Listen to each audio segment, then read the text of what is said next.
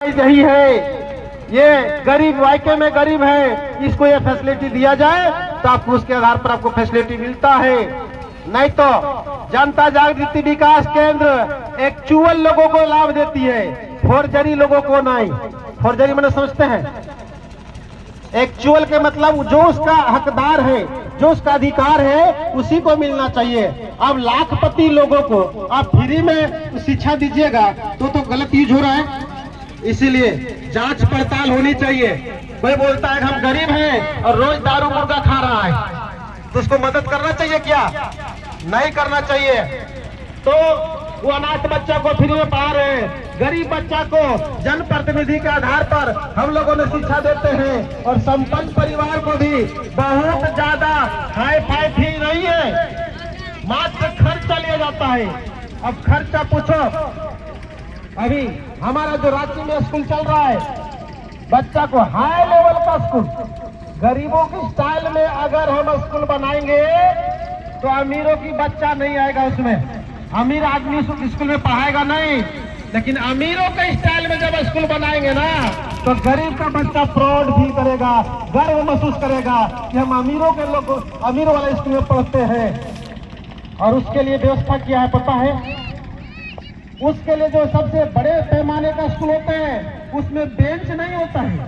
हमारे जाइएगा, हर बच्चे का अलग टेबल है, अलग कुर्सी है, हर बच्चे का अलग अलग टेबल कुर्सी मिलेगा।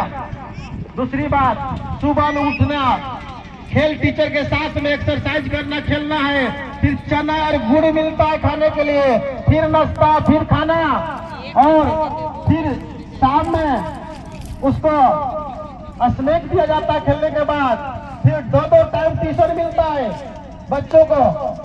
और रात में खाना खाने के बाद आप लोगों ने आदि प्रोजेक्ट जाके देखा होगा, वहाँ गाय के लिए स्पेशल परियोजना बनाया गया है, स्पेशल कंपाउंड है उसका, और सबको एक एक गिलास दूध पिला के सुलाया जाता है। मैं चैलेंज करता हूँ कि हमारे बच्चे के स्कूल का जो बच्चे छोटे छोटे हैं, आप उसके साथ मैच खेलो, आता उसमें कमजोर रहता है, लेकिन 2-3 महीना 6 महीना होते होते इतना मजबूत हो जाता है कि एक टीम वाले के साथ में मैच खेलने जाता है, इतना ज्यादा मजबूती हो जाता है। तो ऐसी व्यवस्था हम लोगों ने दे रखा है। स्विमिंग पूल है, सीसी कैमरे लगे हुए हैं, और टोटल 5 एकड़ 15 डिसमिल और 3-4 एकड़ साइड से लिया गया, 8 एकड़ में वो परियोजना फैला हुआ है।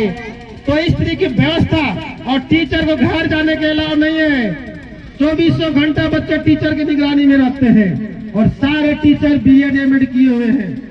तो इस तरह का व्यवस्था देना, इस तरह का समाज में जो समस्या है शिक्षा का, उस समस्या को दूर करना, ये अच्छा बात है कि बुरा बात है? तो समाज में जो बोलते हैं कि जनता जागृति खराब काम करती है, जनता जागृति अच्छी काम नहीं कर रही है, उसको हम लोग को जवाब देने की जरूरत है कि चल के देखो कि जनता जागृति खराब काम कर रही है कि अच्छा काम कर रही है। अब ये सब काम करने के लिए किसी का मन में प्रश्न आता है, ये पैसा आएगा कहाँ से? आता कहाँ है? टीचर तो तनख्वाह लेगा, राशन दुकान वाला तो पैसा लेगा, सारे गार्ड है, स्टाफ है, सफाई कर्मी है, सब तो पैसा लेगा नहीं लेगा। इसके लिए आप लोगों को एक आह्वान किया गया, एक मुट्ठी चावल दान देना है। बहुत बड़ा दान हमने नहीं मांगा आप लोगों से, बस एक मुट्ठी चावल। जब खाना बनाते हो, उस खाना बनाते समय उस अनाथ गरीब बच्चों के नाम पर एक मुट्ठी चावल अलग करो। क्या एक मुट्ठी चावल अलग करने से कोई परिवार का आदमी भूखे रहेगा? उसके लिए हम लोगों ने झोला भी मुहैया कराया, उसमें लिखा हुआ है, नित्य करे एक मुट्ठी चावल दान, होगा अनाथ गरीब बच्चों का कल्याण। तो आप लोग एक मुट्ठा चावल दान करने के लिए तैयार हैं? कितने लोग तैयार नहीं है? हाथ खड़ा करिए। कितने लोग तैयार नहीं है? उसको हमने बोला हाथ खड़ा करने के लिए। मतलब एक भी हाथ नहीं खड़ा हुआ, इसके मतलब आज तमाम लोग हमको साथ देने के लिए तैयार है, और हर घर से एक मुट्ठी चावल निकलेगा। हाँ, जब हर घर से एक मुट्ठी चावल निकलेगा तो बहुत जल्द हम लोग शिक्षा के बाद चिकित्सा में घुसने जा रहे हैं, हॉस्पिटल बनाने जा रहे हैं। ज्यादातर आज गरीब आदमी जो क्या कहते हैं बर्बाद हो रहा है, वो शिक्षा में और चिकित्सा में, हॉस्पिटल में, इलाज कराने में हम हॉस्पिटल का निर्माण करेंगे, जहाँ पे हमारे लोग को, गरीब लोगों को उचित व्यवस्था दिया जाएगा और उचित दाम में उसको इलाज किया जाएगा और सबको शिक्षा के आधार पर उसको काम किया जाएगा। तो आप लोग दान देने में चुके नहीं, दान बहुत बड़ा चीज होता है, आप लोग को समझ में आएगा जब जाइएगा गुरुद्वारा, वहाँ पे गरीब आदमी का चप्पल उठाने के लिए करोड़पति लोग लाइन लगता है, गरीब आदमी का जूठा पत्तल उठाने के लिए करोड़पति लाइन लगता है कि हम गरीब आदमी का चप्पल उठा देंगे, हमको ऊपर वाला पुण्य देगा, गरीब आदमी का जूठा पत्तल हम साइड करेंगे तो ऊपर वाला हमको पुण्य देगा। लेकिन एक चीज का है नहीं, आप लोग समझते हो कि अगर गरीब आदमी के बच्चा को हम पढ़ा लिखा कर IAS डॉक्टर इंजीनियर बनाएंगे हमको महापुण्य मिलेगा कि नहीं मिलेगा?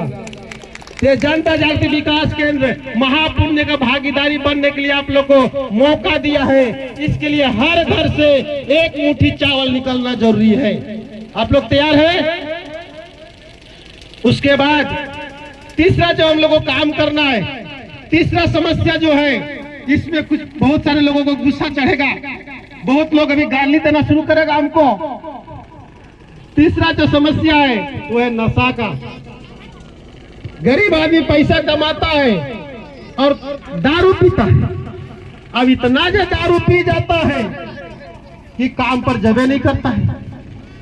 ज्यादा दारू पी जाता है, उसको आप लोग क्या बोलते हैं? हम लोग बोलते हैं मात गया। आप लोग भी ये भाषा बोलते हैं कि मात गया है। तो जब मात जाता है तो काम पर नहीं जाता है, और जब काम पर नहीं गया तो पैसा कमाया नहीं, तो आर्थिक रूप से भी